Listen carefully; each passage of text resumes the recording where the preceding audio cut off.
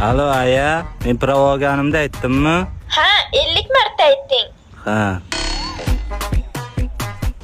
Ha, so'ra qo'y. Pravo oldingmi? Ha? Qayoqdan bildingiz?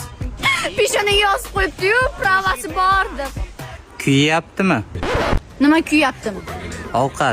Ovqat kuyyaptimi deyman. Voy. Ovqat qo'yib chiqdim. Alo aya, Ha, pravo olganim dadamga aytdimmi? dadangni pochkasini sotib pravaga pul berdik shekilli. Demak aytibman. Imtihondan necha marta yiqildingiz? 23 marta. Oho, shu yerda yashayotgan ekansiz-da.